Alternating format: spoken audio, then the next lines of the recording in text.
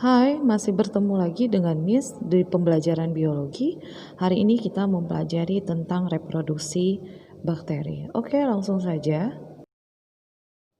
Bakteri bereproduksi dapat secara vegetatif maupun secara generatif ataupun seksual. Secara reproduksi seksual itu melalui yang namanya pembelahan biner. Pembelahan biner disebut juga sebagai pembelahan langsung, di mana satu sel ini akan membelah langsung menjadi dua sel, dari dua menjadi empat, dari empat menjadi delapan, dan seterusnya. Mari kita lihat tahapannya. Dari satu sel bakteri, itu kromosomnya akan mengalami yang namanya pembelahan. Ya, kromosom membelah itu menjadi dua, ya, terjadi segregasi atau pembelahan menjadi dua. Kemudian setelah kromosom DNA membelah menjadi dua, sel akan melindungi isi selnya masing-masing.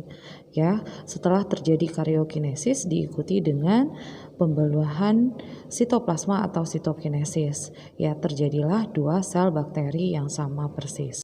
Umumnya bakteri mampu membelah dalam waktu 1-3 jam sekali. Sebagai contoh, Escherichia coli itu membelah setiap 20 menit sekali. Jadi, dalam waktu singkat, jumlah sel dalam koloni akan terus berlipat ganda dari suatu generasi ke generasi berikutnya. Namun, pertumbuhan koloni bakteri akan melambat pada titik tertentu ketika kehabisan nutrisi atau terjadi penumpukan sisa metabolisme yang meracuni bakteri itu sendiri. Inilah kenapa bakteri itu tidak memenuhi isi bumi ini. Berikutnya adalah reproduksi secara seksual. Reproduksi secara seksual ini dengan melakukan yang namanya rekombinasi gen. Apa itu rekombinasi gen?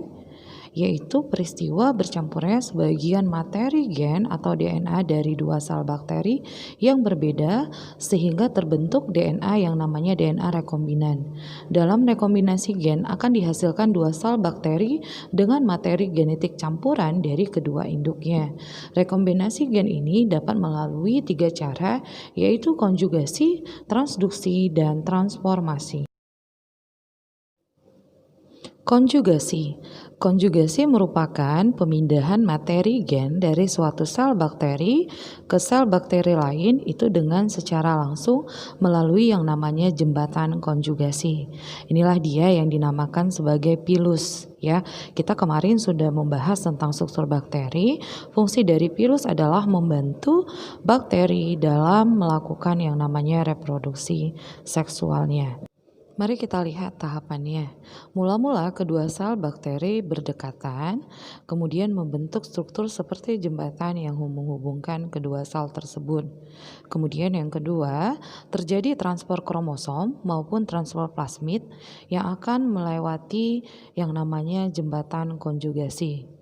Yang ketiga, sel yang mengandung materi gen rekombinan kemudian memisahkan dan terbentuklah dua sel bakteri dengan sifat yang baru atau sifat rekombinan.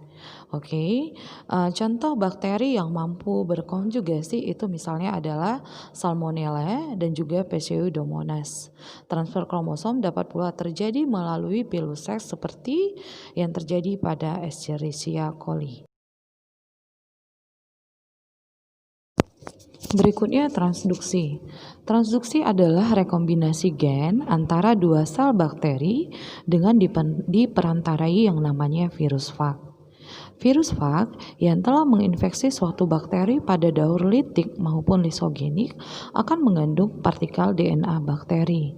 Jika virus fag tersebut menginfeksi bakteri lainnya, maka akan terjadi yang namanya rekombinasi gen pada bakteri-bakteri yang terinfeksi fag.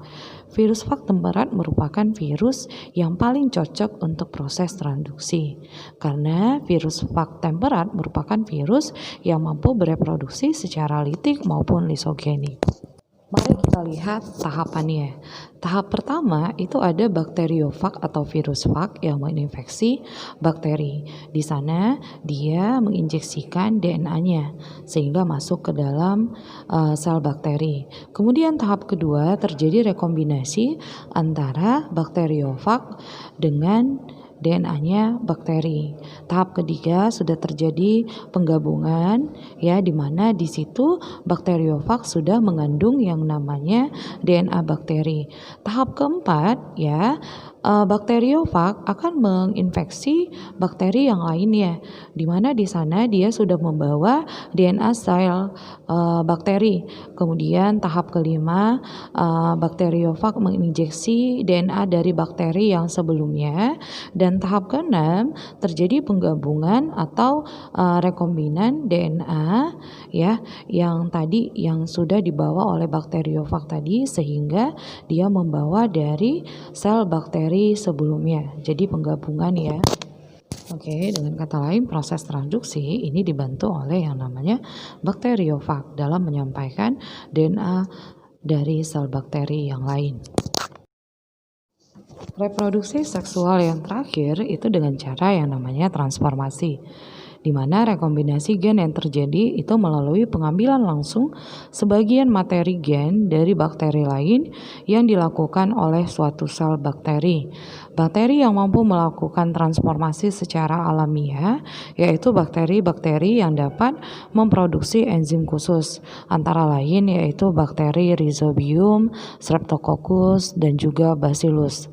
Dalam teknologi rekayasa gen, bakteri yang tidak dapat melakukan transformasi secara alamiah dapat dipaksa untuk menangkap dan memasukkan suatu plasmid rekombinan ke dalam selnya dengan cara memberikan yang namanya kalsium klorida atau melalui suatu proses yang disebut dengan kejut panas. Kita lihat prosesnya ya. Di sini ada yang dinamakan sebagai donor ya, itu sel donor dari bakteri lain. Kemudian ada sel penerima atau bakteri yang akan menerima DNA donor. Oke, kita lihat prosesnya. Ada DNA bebas ya, DNA bebas di sana. Kemudian DNA bebas ini masuk ke dalam sel bakteri lain ya, dimana nanti di dalam sel bakteri yang dimasukin ini terjadi penggabungan. Itu yang disebut sebagai transformasi. Oke, dan setelah itu terjadilah sel rekombinan pada sel bakteri tersebut. Kita masuk di kesimpulan ya. Reproduksi bakteri dilakukan dengan dua cara, ada secara aseksual yaitu pembelahan biner, disebut juga dengan pembelahan langsung, di mana satu sel bakteri itu langsung menjadi dua sel bakteri dan seterusnya. Kemudian yang kedua adalah reproduksi seksual, terjadi rekombinasi gen yang dapat dilakukan dengan cara konjugasi, kemudian transduksi dan juga transformasi. Yang pertama adalah konjugasi, di mana rekombinasi gen itu terjadi melewati yang namanya jembatan sitoplasma yang dibuat oleh pili atau pilus.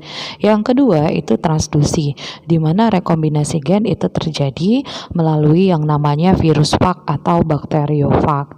Yang ketiga itu adalah transformasi, di mana rekombinasi gen itu terjadi melalui pengambilan langsung sebagian materi gen dari bakteri lain. Jadi ada DNA sel bebas ya, kemudian langsung diambil oleh sel bakteri dan terjadilah peristiwa rekombinasi gen. Oke, sekian dulu pembelajaran kita hari ini mengenai reproduksi bakteri. Selamat belajar.